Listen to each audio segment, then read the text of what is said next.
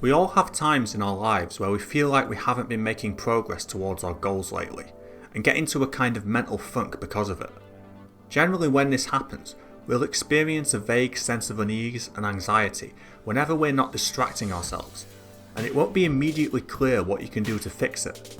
Over time, this can even progress into making you feel physically sick with stress symptoms like headaches and tiredness, with the worst aspect being the way this emotional state reinforces itself by making it harder for you to think of a way out of it. The reason it's so hard to think clearly within this feedback loop of negative emotion is that you can't see yourself clearly when you're inside your own head. The way to know what to do to make yourself start being productive again is to detach yourself from your situation so you can see it objectively. A good way to understand this is to compare life to a video game. You're probably better at sticking to the objectives in a game than you are to your goals in life. The Sims is a great example to think about, because it's literally the goals of real life distilled down into a game. If you're playing without cheats, then your sim is probably an amazingly efficient life goal completing machine. In real life, it's not uncommon to end up having 0 days. These are days where we make absolutely zero progress towards anything, and don't enjoy ourselves either because we've spent the whole time trying to make ourselves get started with something. There's no way you'd play a game like that, just standing there instead of moving towards the obvious objectives, but it happens to people in their real lives because of the inertia, impulses and resistance to action. This doesn't just happen because it's easier to do things in a game, it happens because it's clear what you should be doing. A big reason the goals are clearer is that your character in a game is not you. You don't get trapped in their head not being able to think of what to do next by their emotions. You're an outsider that can clearly see how to make them progress.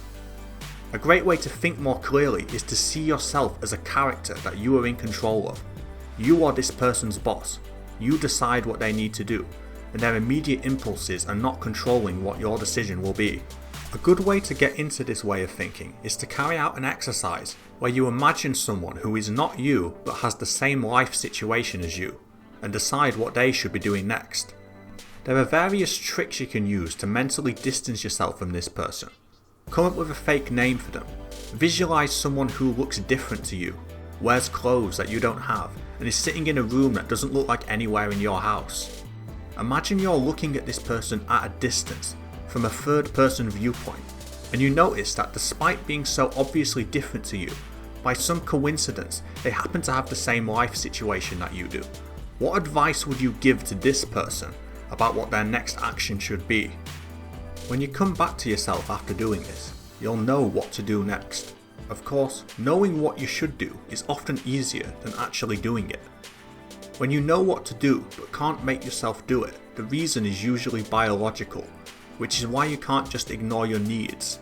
Going back to the Sims example, in that game, you can't work well if any of your needs are critically low. In the real world, your fun and social needs in particular can be bottomed out without you even realising it. And getting to a point where you can work on something is always your priority task.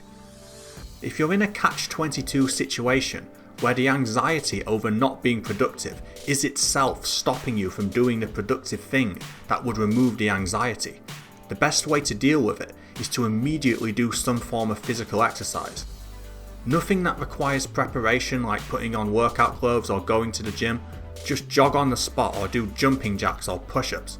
This will quickly cause your brain to release chemicals that will counteract the immediate physical symptoms of anxiety and let you get started on the task that you want to be doing. Once you've gotten started, you'll feel good about yourself because of that, and it's much more likely you'll feel able to continue for a while after that. Thanks for watching. If you like this video, then subscribe to my channel for more. Have a great day.